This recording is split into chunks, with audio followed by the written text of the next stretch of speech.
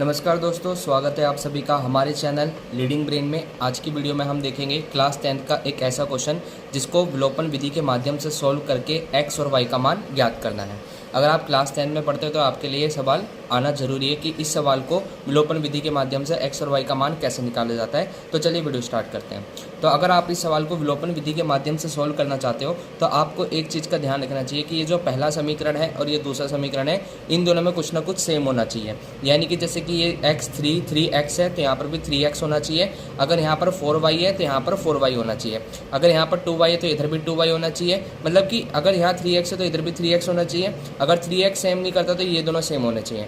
अगर आपके सवाल में एक कुछ भी सेम नहीं मिलता तो आपको सेम बनाना पड़ता है। तो सेम कैसे बनाते हैं वो मैं आपको बताता हूँ। सबसे पहले ये जो हमारा समीकरण है इसको हम क्या करेंगे, इसे मान लेंगे पहला समीकरण और इस वाले को मान लेंगे दूसरा समीकरण। और यहाँ पर एक लाइन लिखेंगे, पहले समीकरण को,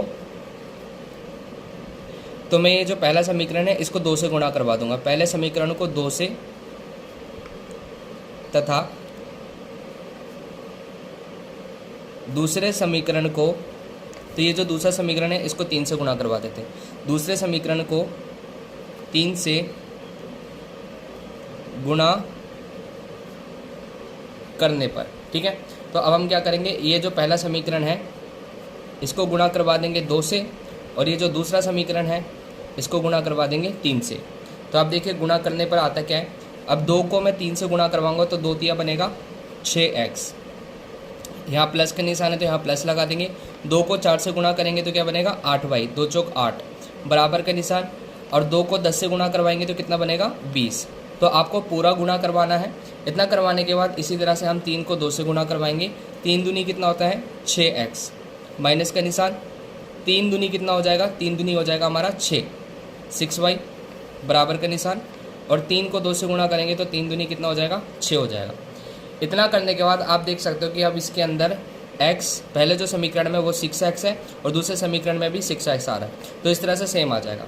यहाँ पर हमने इसे पहला समीकरण माना, इसे दूसरा माना, इसको मान लेते हैं हम तीसरा समीकरण और इसको मान लेते हैं चौथा समीकरण। इतना करने के बाद आपको क्या करना है, ये जो चौथा समीकरण है, तीसरे समीकरण को मत देखना, चौथे समीकरण है, इस चौथे समीकरण के जो भी निशान है, जो भी साइन है उसको चेंज कर दो। ये प्लस का है तो ये हो जाएगा माइनस, और ये जो माइनस है ये हो जाएगा प्लस, और ये जो प्लस है ये हो जाएगा माइनस। इतना करने के बाद आपको एक लाइन खींचनी है।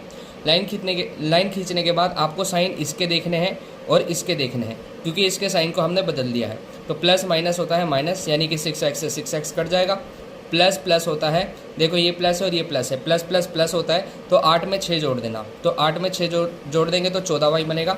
फिर यहाँ पर आप देख सकते हैं बराबर का निशान आ रहा है, तो यहाँ पर हम बराबर का निशान लगा देंगे। ये प्लस का है और ये माइनस का है, प्लस माइनस होता है माइनस। तो 20 में से 6 जाएंगे तो कितना बचेगा 14 बचेगा। इतना करने के बाद हम यहाँ पर क्या करेंगे, यहाँ पर देखेंगे कि ये जो 14 और y है ये दोनों आपस में गुणा कर रहे हैं, और गुणा का उल्टा क्या होता है भाग। तो ये वाला 14 तो अपनी जगह है, और ये जो y और 14 के बीच में जो गुणा हो रहा था और ये जो 14 है इसके नीचे आ जाएगा। इतना करने के बाद 14 के पहाड़े में 14 1 पे आता है तो y की वैल्यू कितनी आ जाएगी, y की वैल्यू आ जाएगी 1। अब y का मान तो हमने निकाल लिया, सवाल में हमें x और y निकालना था। y का मान तो निकाल लिया। अब हम क्या करेंगे, यहाँ पर लिखेंगे y का मान। हमारे पास यहाँ टोटल 4 समीकरण है, पहला, दूसरा, तीसरा, चौथा। आपका जिसमें भी मन करे उसमें रख दीजिए, तो मैं अभी बस पहले में रखता हूँ। तो यहाँ पर लिखूंगा y का मान पहले समीकरण में रखने पर, और पहले समीकरण को मैं उतार दूंगा। तो यहाँ पर हमारा जो पहला समीकरण है वो है 3x प्लस का 4y बराबर का 10, ये वाला। अब इतना लिखने के बाद यहाँ पर हमें पता है कि y की वैल्यू कितनी निकल के आई थी, y की वैल्यू निकल के आई थी 1। तो यहाँ पर हम 3 लिखेंगे, यहाँ पर x लिखेंगे, यहाँ 4 लिखेंगे, और 4 और y के बीच में गुणा हो रहा है तो गुणा लगा देंगे। और y की वैल्यू कितनी आई थी, y की वैल्यू 1 आई है, तो यहाँ पर हम 1 लगा देंगे, बराबर का 10। इतना करने के बाद यहाँ पर 3x लिखेंगे, 4 को 1 से गुणा करेंगे तो 4 आएगा, बराबर का 10 लिख देंगे। अब इतना करने के बाद 3x लिखा, 10 लिखा, प्लस 4 उधर जाके माइनस का 4 हो गया। 3x लिखेंगे, 10 में से 4 जाएगा तो कितना बचेगा 6 बचेगा। इतना करने के बाद यहाँ पर हम लिखेंगे x और यहाँ लिखेंगे 6, और ये जो 3 गुणा कर रहा है उधर जाके हो जाएगा भाग, और 3 के पहाड़े में 6 आता है 2 पर, यानी कि x की वैल्यू 2 आ जाएगी। तो इस तरह से y का मान निकाला जो 1 आया और x का मान निकाला जो 2 आया। तो इस तरह से आप कोई भी समीकरण को, दो समीकरण को विलोपन विधि के माध्यम से x और y का मान निकाल सकते हो। अगर आपको कोई भी परेशानी हुई इस सवाल में तो आप कमेंट कर सकते हैं। वीडियो पसंद आई तो वीडियो को लाइक करें और चैनल को सब्सक्राइब करें। ऐसी वीडियो मैं टाइम टू टाइम लाता रहूँगा।